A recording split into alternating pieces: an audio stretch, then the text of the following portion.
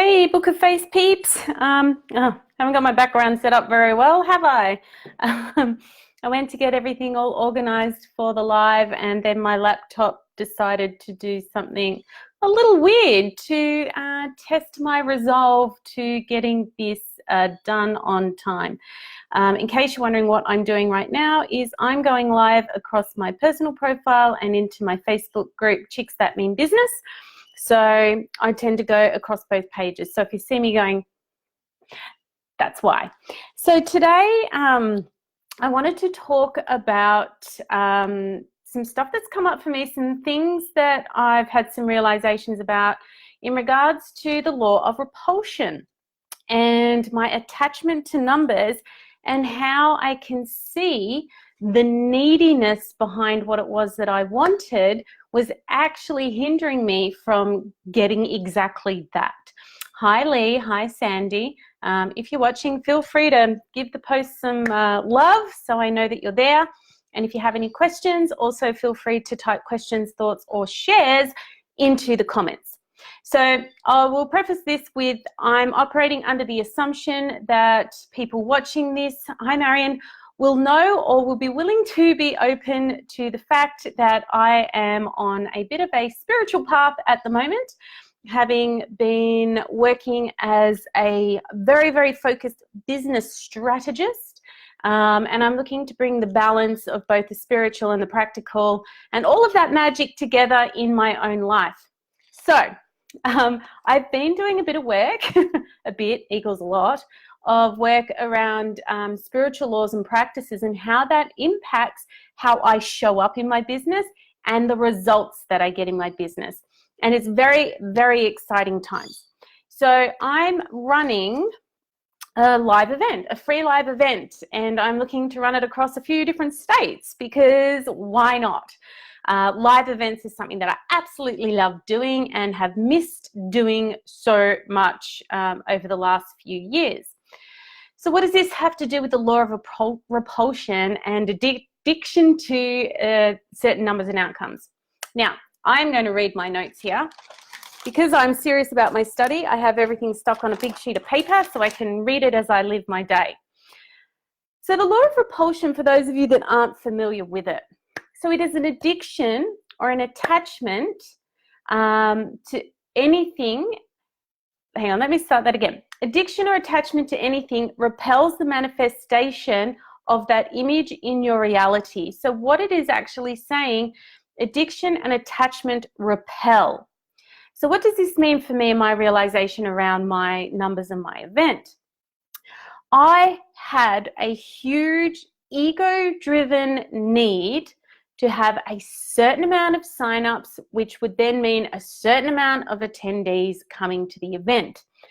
And it was ego-driven, it was need-driven. If I have this many people sign up, so the example was 200. If I have 200 people sign up, that means because it's a free event and the average show rate of a free event, I'll have anywhere between 80 to 100 people show up. Then if I have 80 to 100 people show up, chances are I could get between 5 to 10 people wanting to work with me on a deeper level. The need that was driving that, the attachment to those numbers, is actually what repels, from a universal law, from spiritual practice, repels the 200 people signing up. Because it was ego, it was need, there was no trust that this could happen. It was my brain going, I need all of the stuff and the things, right? So with the law of repulsion, and this might work for some people watching this, something else that it says, you acknowledge that you don't need it, right? So here's the distinction. But you desire it and require it for your purpose and greatest good or service.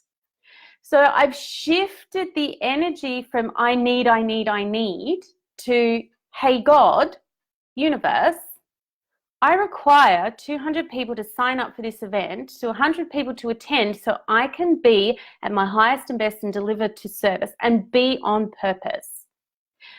Now, I have to give a lot of trust to that, but also that doesn't mean I just sit back and go, waiting for 200 people to sign up. No.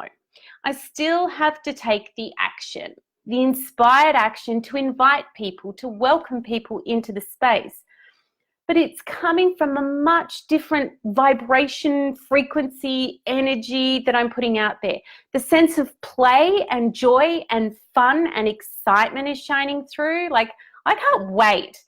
And something that I've said to the universe is like, it doesn't matter ultimately how many people turn up, because all of those people are going to get the very best from me at this event.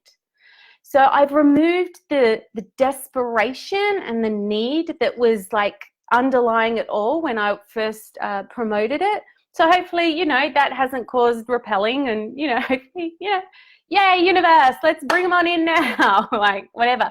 But regardless, and this is the big shift for me, regardless, it's not going to stop me from showing up. It's not going to stop the delivery. There's going to be no disappointment wrapped around it. But I know I'm still going to deliver good and still going to deliver from a high level of service.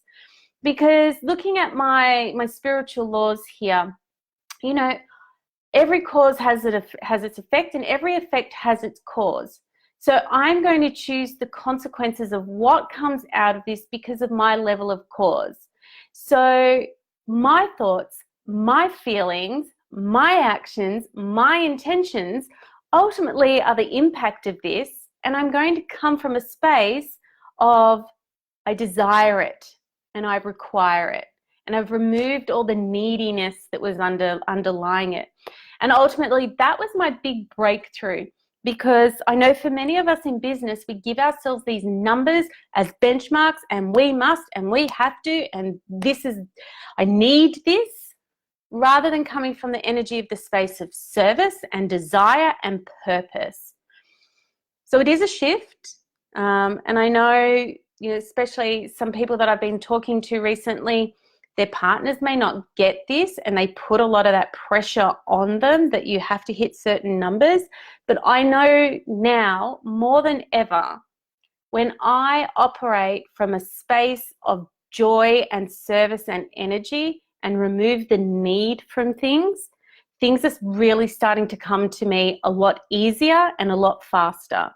And the more I step into this energy and vibrate at this higher frequency, the easier it will become. So hopefully that makes sense. If you have any questions,